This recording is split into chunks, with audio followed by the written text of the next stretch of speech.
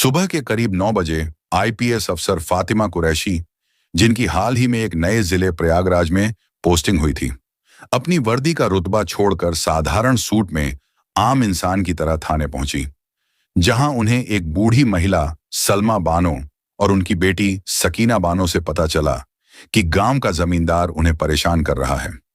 जब वे रिपोर्ट लिखाने थाने गई तो पुलिस ने उनकी मदद करने के बजाय उन्हें ही अपमानित करके भगा दिया। यह सुनकर आईपीएस मैडम का चेहरा गुस्से से लाल हो गया। उन्होंने खुद मोर्चा संभालने का फैसला किया। वह बिना अपनी पहचान बताए उस बूढ़ी महिला के साथ सादे कपड़ों में थाने पहुंची। उन्होंने इंस्पेक्टर से एफआईआर लिखने को कहा। मेरी मां की एफआईआर क्यों नहीं लिखी?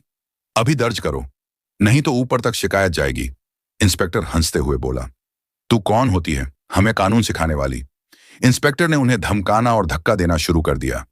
फिर जो हुआ उसे जानने के लिए कहानी को अंत तक जरूर देखें। इसी प्रयागराज जिले की कमान अभी कुछ ही हफ्तों पहले एक नई आईपीएस अफसर ने संभाली थी। नाम था फातिमा कुरैशी। उनकी आंखों में ऐसी चमक और चेहरे पर ऐसा आत्मविश्वास था कि बड़े बड़े अपराधी भी नजरें झुका लेते थे। फातिमा के लिए अहमदनगर एक पोस्टिंग नहीं थी, बल्कि एक चुनौती थी। उसे पता था कि बाहर से शांत दिखने वाले इस झिल्ले के अंदर जुर्म और भ्रष्टाचार की जड़ें बहुत गहरी थीं। वह हर रोज सुबह अपनी बड़ी सी ऑफिस की कुर्सी पर बैठती, फाइलों के ढेर को देखती और सोचती, शुरुआत कहां से करूं। उसी दिन एक अधेड़ उम्र की महिला, जिसका नाम सलमा बानो था, अपनी करीब 20 साल की बेटी सकीना बानो के साथ डरते डरते आईपीएस ऑफिस के गेट पर पहुंची। उनके हाथ कांप रहे थे और गला सूखकर कांटा हो गया था। उनकी बेटी सकीना ने अपनी मां का हाथ थामते हुए कहा, मां डर मत, यहां हमारी सुनवाई होगी। सलमा बानो की आंखों में आंसू भर आए। कुछ हफ्ते पहले तक उनकी जिंदगी ऐसी नहीं थी। गांव के एक कोने में उनका छोटा सा कच्चा पक्का घर था। सलमा बानो दूसरों के खेतों में मजदूरी करती और सकीना पढ़ाई के साथ साथ घर के काम में अपनी मां का हाथ बांटाती थी। उनकी दुनिया छोटी थी पर खुशियों से भरी थी। फिर एक दिन उनकी खुशियों को गांव के सबसे बड़े जमींदार शेर सिंह की नजर लग गई। शेर सिंह सिर्फ जमींदार नहीं था, वह गांव का बेताज बादशाह था। उसकी मर्जी के बिना गांव में पत्ता भी नहीं हिलता था। पुलिस, पटवारी सब उसकी जेब में थे। उसकी नजर सलमा बानो के छोटे से घर पर थी, जो हाईवे के पास बन रही एक नई सड़क के किनारे था। वह उस जमीन को कौड़ियों के दाम में हड़पना चाहता था। एक सुबह वह अपने 4 गुंडों के साथ उनके दरवाजे पर आकर धमकाने लगा, बुढ़िया, ये जमीन खाली कर, मैंने खरीद ली है। उसकी आवाज में अहंकार और धमकी का जहर घुला हुआ था। सलमा बानो ने हाथ जोड़कर कहा, मालिक, ये मेरे पुरखों की जमीन है, हम कहां जाएंगे? तभी सकीना बाहर निकली। उसकी आंखों में डर नहीं, गुस्सा था। किस हक से खरीदने की बात कर रहे हो? यह हमारी जमीन है और हम इसे नहीं बेचेंगे। एक जवान लड़की का यूं बोलना शेर सिंह को बर्दाश्त नहीं हुआ। उसने सकीना का हाथ पकड़ लिया और बोला, बड़ी जुबान चलने लगी है, तेरी जुबान खींच लूंगा और सुन, कल तक यह घर खाली नहीं हुआ तो तुझे उठाकर ले जाऊंगा और तेरी मां को इसी घर के साथ जला दूंगा। अगले दिन वे सीधे स्थानीय थाने पहुंचे। वहां का थानेदार था इंस्पेक्टर दीपक शर्मा। उसकी वर्दी पर लगे सितारे चमक रहे थे। उन्होंने अपनी आप बीती सुनाई। दीपक शर्मा ने उनकी कहानी सुनी जैसे कोई मजेदार किस्सा सुन रहा हो। उसने उन्हें घंटों बिठाए रखा और आखिर में बोला, देखो शेर सिंह इलाके के इज्जतदार आदमी हैं, तुम लोग उन पर झूठा इल्जाम लगा रही हो। जाओ, घर जाओ और उनसे माफी मांग लो। सलमा बानो बोली, साहब, हमारी इज्जत का सवाल है, हमारी एफआईआर लिख लीजिए। तभी थाने का दरवाजा खुला और शेर सिंह ऐसे अंदर आया जैसे वह उसका अपना घर हो। उसने आते ही दीपक शर्मा के कंधे पर हाथ रखा और हंसते हुए बोला, क्या इंस्पेक्टर साहब इन भिखारियों की पंचायत कर रहे हो? मैंने कहा था ना, यह नहीं मानेंगे। दीपक शर्मा तुरंत कुर्सी से खड़ा हो गया। अरे मालिक, आप आइए, बैठिए। मैं तो बस इन्हें ही समझा रहा था कि आपकी शान में गुस्ताखी ना करें। शेर सिंह ने घूरती हुई नजरों से मां बेटी को देखा और बोला, इंस्पेक्टर साहब, इनको अच्छे से समझाइए, वरना अगली बार यह शिकायत करने लायक नहीं रहेंगी। उस दिन थाने में उनकी एफआईआर नहीं लिखी गई, उल्टे उन्हें ही धमकाकर भगा दिया गया। उस दिन के बाद से उनका जीना मुश्किल हो गया था। किसी ने हिम्मत करके उन्हें बताया कि जिले में नई आईपीएस मैडम आई हैं, शायद वहीं कुछ कर सकें। इसी आखिरी उम्मीद के साथ वे आज यहां पहुंची थीं। आईपीएस फातिमा कुरैशी की नजर गेट पर खड़े हवलदार पर पड़ी, जो सलमा बानो और सकीना को अंदर आने से रोक रहा था। फातिमा ने अपने पीए को कहा, उन दोनों को अंदर भेजो। जैसे ही सलमा बानो और सकीना कांपते कदमों से ऑफिस में दाखिल हुई, फातिमा अपनी कुर्सी से खड़ी हो गई। उसने देखा कि सलमा बानो कितनी डरी हुई हैं। उसने नरम आवाज में कहा, आइए अम्मा जी बैठिए, पानी पीजिए। एक बड़े पुलिस अफसर के मुंह से अम्मा जी सुनकर सलमा बानो की आंखों से झरझर आंसू बहने लगे। उसने अपनी पूरी कहानी, अपनी पूरी पीड़ा फातिमा के सामने उतार दी। सकीना ने भी गुस्से और बेबसी से भरी आवाज में बताया कि कैसे थानेदार दीपक शर्मा ने उनकी मदद करने के बजाय उन्हीं को बेइज्जत किया और कैसे शेर सिंह थाने में बैठकर उन्हें धमकाता रहा। पूरी बात सुनते हुए फातिमा का चेहरा पत्थर की तरह सख्त हो गया। उसकी उंगलियां मेज पर रखे पेपर वेट पर कस गईं। उसे गुस्सा आ रहा था अपने ही सिस्टम पर, उन कीड़ों पर जो वर्दी पहनकर उसे खोखला कर रहे थे। फातिमा ने एक लंबा सांस लिया। वह जानती थी कि अगर उसने अभी अहमदनगर थाने में फोन किया तो दीपक शर्मा तुरंत हरकत में आ जाएगा। वह कोई झूठी ही एफआईआर दर्ज कर लेगा, गवाहों को डरा देगा और शायद सलमा बानो और सकीना को रास्ते से ही गायब करवा दे। वह इतना शातिर था कि अपने पीछे कोई सबूत नहीं छोड़ता था। नहीं, इसे हाथों पकड़ना होगा।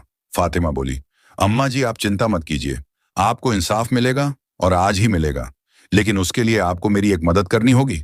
सलमा बानो ने हैरानी से पूछा, कैसी मदद बिटिया? आपको मेरे साथ एक बार फिर उसी थाने में चलना होगा। ये सुनते ही सलमा बानो और सकीना के चेहरे का रंग उड़ गया। सकीना बोली, नहीं मैडम, हम वहां दोबारा नहीं जा सकते। वो दीपक शर्मा हमें मार डालेगा। फातिमा ने मुस्कुराकर कहा, इस बार आप अकेली नहीं होंगी, इस बार आपकी यह बेटी आपके साथ चलेगी।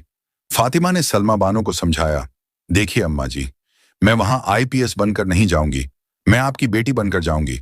मैं देखना चाहती हूं कि वह लोग एक आम नागरिक के साथ कैसा बर्ताव करते हैं। आपको बस इतना करना है कि आप मुझे पहचानेंगी नहीं। क्या आप कर पाएंगी? सलमा बानो की आंखों में अब डर की जगह एक नई चमक थी। उन्होंने कहा, हाँ बिटिया, तू हमारी खातिर इतना कर रही है तो हम अपनी जान भी दे देंगे। आधे घंटे बाद आईपीएस फातिमा कुरैशी एक साधारण सलवार सूट में थी। उसने अपने बाल बांध लिए थे और चेहरे पर कोई मेकअप नहीं था। उसे देखकर कोई नहीं कह सकता था कि यह प्रयागराज जिले की सबसे बड़ी पुलिस अफसर है। वह सलमा बानो और सकीना के साथ एक प्राइवेट जीप में बैठी और अहमदनगर थाने की ओर चल पड़ी। थाने के बाहर का माहौल हमेशा की तरह था। फातिमा सलमा बानो और सकीना के साथ जैसे ही जीप से उतरी, थाने के भीतर कदम रखते ही एक अजीब सी घुटन ने उनका स्वागत किया। वह अंदर गई और बोली, साहब हमें रिपोर्ट लिखवानी है। इंस्पेक्टर साहब कहाँ हैं? कांस्टेबल बोला, इंस्पेक्टर साहब बिजी हैं, कल आना। फातिमा ने अपनी आवाज थोड़ी ऊंची की, हमें आज ही रिपोर्ट लिखवानी है और अभी बुलाइए अपने इंस्पेक्टर साहब को। उसकी आवाज की दृढ़ता से मुंशी थोड़ा चौंका। उसने अंदर की तरफ आवाज लगाई, अरे कोई है, देखो ये कौन चिल्ला रहा है। अंदर के कमरे से इंस्पेक्टर दीपक शर्मा बाहर निकला। उसने पहले तो फातिमा को देखा, फिर उसकी नजर सलमा बानो पर पड़ी और बोला, अरे ओ बुढ़िया, तू फिर आ गई। मैंने मना किया था ना कि दोबारा यहां अपनी शक्ल मत दिखाना। दिमाग खराब है क्या तेरा? सलमा बानो डर के मारे फातिमा के पीछे छिप गई। फातिमा बोली, इंस्पेक्टर साहब, आपने इनकी एफआईआर क्यों नहीं लिखी? दीपक शर्मा ठाका लगाकर हंसा। थाने में मौजूद बाकी पुलिस वाले भी हंसने लगे। तू कौन होती है मुझसे यह पूछने वाली? इसकी नई वकील बनी है क्या? शक्ल देखी है अपनी, बड़ी आई कानून सिखाने वाली। फातिमा ने शांत रहते हुए कहा, मैं भी एक नागरिक हूं और आप एक पब्लिक सर्वेंट हैं। आपका फर्ज है हमारी शिकायत सुनना।